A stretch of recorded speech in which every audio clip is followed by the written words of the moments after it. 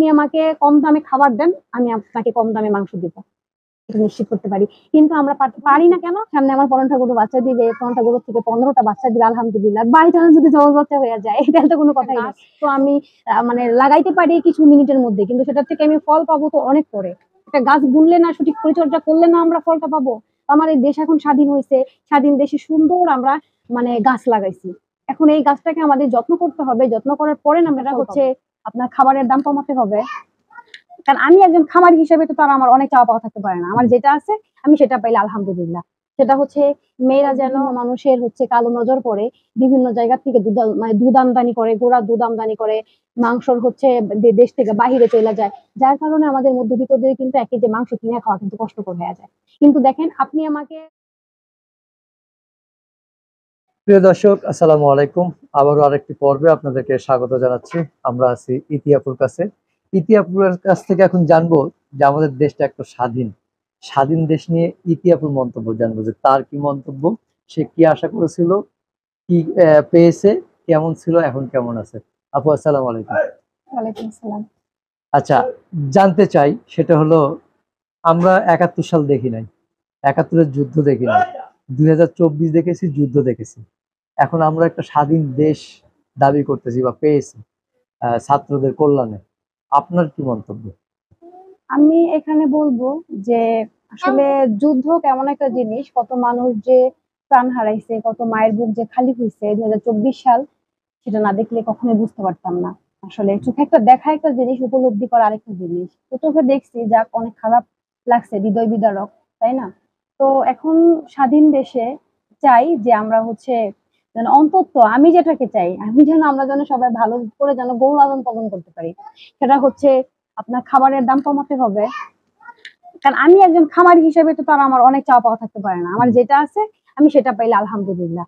সেটা হচ্ছে মেয়েরা যেন সেফটি ভাবে হচ্ছে যেন তারা ভালো থাকতে পারে, যেখানে না সেখানে যেন কোনো অত্যাচার যেন বন্ধ হয়, কোনো না কোনো প্রতিষ্ঠানে যায় যেন মানে লাঞ্ছিত যেন না হতে হয়, কোনো মেয়েকে যেন তার সংসার জীবনে তার সংসারে যেন কোনো মানে কি বলবো উষ্টা লাঠি ঝাঁটা যেন কখনো না খেতে হয়। এটা আমি সবার কাছে একটা, এই বিষয়গুলো যেন নজরে রাখে মানুষ। এবং দ্বিতীয়ত হচ্ছে আমি যেহেতু খামারি, খামার নিয়েই হচ্ছে আমার সঙ্গ বা আমার পথ চলা। তো আমি যেন শুধু আমি না এবং আমরা যেন খাবারের দামটা যেন হচ্ছে আমরা কম পাই, সেই অনুপাতে যেন দুধের বাজারটা ভালো থাকে। এবং হচ্ছে মাংস উৎপাদন তো আমাদের দেশে তো অনেক আছে, যেন বাহির থেকে গরু না আসে, যেন আমরা ন্যায্য যে মাংসটা, সে ন্যায্য যেন একটা মূল্যের মধ্যে থাকে। এখন অনেকেই বলে যে গরুর মাংসের এত দাম এত দাম, কিন্তু আমাদের কাছে এটা দাম মনে হয় না। কেন মনে হয় না জানেন? কারণ আমরা তো গরু উৎপাদন করতে জানি, আমরা গরু উৎপাদন করতে জানি। আমরা যদি গরু যদি খাবারের দাম কম পাই, আমরা তো 500 টাকা মাংস বিক্রি করলে তো আমাদের কোনো সমস্যা নাই, তাই না? আমরা যদি আগেকার মতো, যেমন আমি 25 টাকা কেজি হচ্ছে ভুসি কিনছি, আর এখন সেই ভুসির দাম হচ্ছে 60 টাকা, 50 টাকা। তো আমাকে যদি আপনারা 25 অর্ধেকেরই বেশি, তো 25 টাকা করে যদি আপনারা আমাকে বা 30 টাকা করে যদি আপনারা আমাকে ভুসি দেন, আমি আপনাকে 450 টাকা মাংস খাওয়াবো, 500 টাকা মাংস খাওয়াবো, সমস্যা নাই। কারণ আমরা বাঙালি উৎপাদন করতে জানি। কিন্তু সে উৎপাদনে হচ্ছে দেখা যায় বিভিন্ন মানুষের হচ্ছে কালো নজর পড়ে, বিভিন্ন জায়গা থেকে মানে দুধ আমদানি করে, গোড়া দুধ আমদানি করে, মাংসর হচ্ছে দেশ থেকে বাহিরে চলে যায়, যার কারণে আমাদের মধ্যবিত্তদের কিন্তু এক কেজি মাংস কিনে খাওয়া কিন্তু কষ্টকর হয়ে যায়।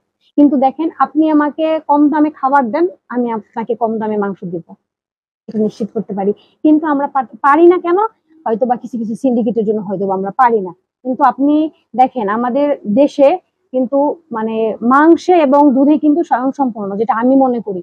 কারণ আমরা বাঙালি, আমরা দেখা যায় যে কোনো মানুষ কি বলতে পারবেন, আমরা আপনারা আজকে এই ভিডিওটি দেখবেন, কেউ বলতে পারবেন যে আপনারা গরুর স্বপ্ন দেখেন না বা গরু কেউ লালন পালন করেন নাই? হয়তো কেউ বেশি বা কম, তা আপনার মাধ্যমেও তো বাংলাদেশে একটা যোগান আসতেছে, তাই না? একটা চাহিদা পূরণ হচ্ছে।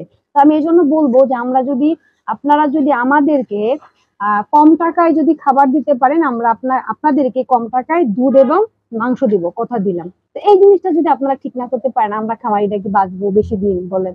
আমাদের তো হায়াত তো যে কোনো সময় কমে যায়। কারণ কেন জানেন? আমাদের খামারে যখন একটা রোগবালাই আসে, সেখানে মেডিসিনের দাম বেশি, আমরা যোগান দিতে পারি না।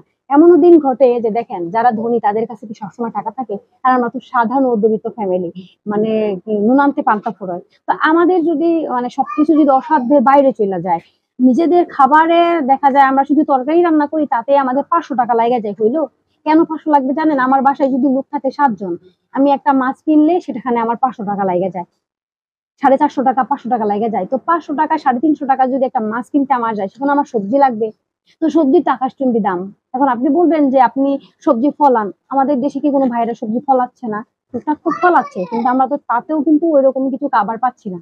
তো এই জন্য আমি সবজির কথাটা বলবো যে সবকিছুর দাম একটা নিয়ন্ত্রণের মধ্যে থাক, আমরা যেন নুনে ভাতে যেন খেয়ে বাঁচতে পারি, কারণ আমরা বাঙালি, এটাই। তো এই জন্য আমি বলবো স্বাধীন দেশে আমার এতটুকুই চাওয়া যে হচ্ছে দুধের বাজারটা যে আকাশচুম্বী হবে সেটাও না, খাবারের দাম হোক এভারেজে যেন 60 টাকা করে যেন দুধ থাকে, না থাকলেও যেন 60 টাকা থাকে, বেশি দরকার নাই আমার ওই 60 80 টাকা টাকা, মানে হ্যাঁ 60 টাকা। তো 60 টাকা যেন দুধ থাকে এভারেজে, এরকম যদি আমরা না পাই তাইলে আমরা খামারিরা কিছু করতে পারবো না। যে একটা সময় ছিল যে আমরা সিন্ডিকেট যে কথাটা বললেন, এখন তো স্বাধীন দেশ, এখনো কি সিন্ডিকেট আছে না? এটা এখান থেকে বের হতে আমাদের বেশ কিছু সময় লেগে যাবে, কি আপনার কি মনে হয়? আমাদের সময় লেগে যাবে, কারণ একটা জিনিস ঘটাইতে তো খুব তাড়াতাড়ি ঘটে, তাই না? সেটা মূল তো উপরে একটা গাছ তো আমি মানে লাগাইতে পারি কিছু মিনিটের মধ্যে, কিন্তু সেটার থেকে আমি ফল পাবো তো অনেক পরে।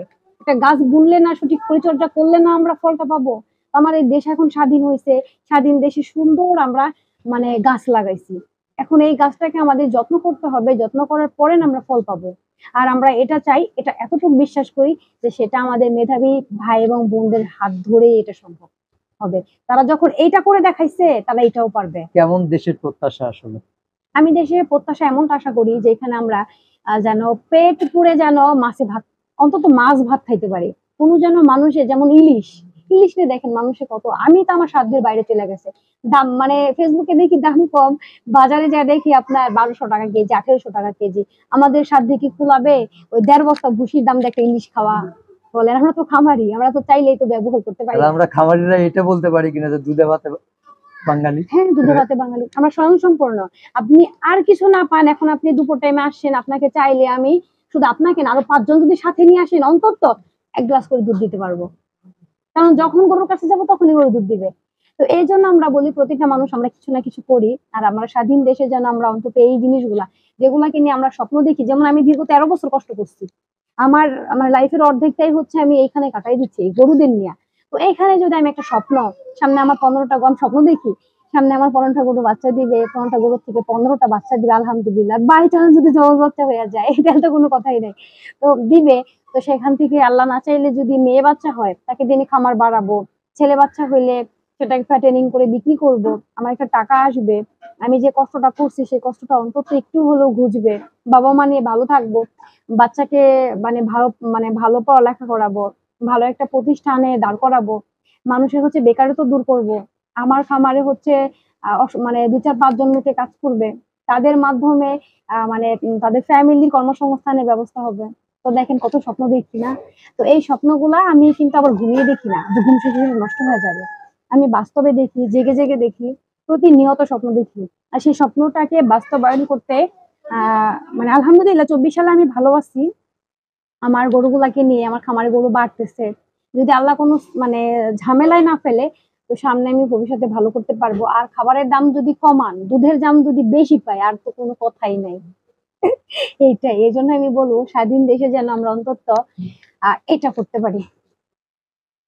ঠিক আছে, আমাদেরও কামনা থাকলো, আমাদের সবারই চাওয়া ইনশাআল্লাহ। স্বাধীন দেশে স্বাধীনভাবে যাতে জীবনযাপন করতে পারে। আর অবশ্যই সব কথা শেষে যেন মানে নারীদের যে একটা অধিকার আছে এটা কিন্তু কখনো ভুলবেন না, কারণ নারীরা কোনো না কোনো মায়ের সন্তান, কোনো না কোনো মা, কোনো না কোনো মেয়ে। তো এদেরকে হচ্ছে দেখা গেছে যে অন্যায় অত্যাচার গুলো অনেক সংসারে ঘটে, যেমন আমার একটা আপু আমাকে ফোন দিয়ে বলছে তার হাজবেন্ড হচ্ছে প্রবাসী, সে অনেক অত্যাচারের শিকার। আমি চাই না এরকম অত্যাচার কোনো ঘরে করে জন্ম হোক, তো প্রতিটা সংসারে যেন সুখে শান্তিতে ভরে যায়। আর আমি আমার সংসার গুলাকে নিয়ে তো ভালোই আছি। ভালো থাকেন সবাই।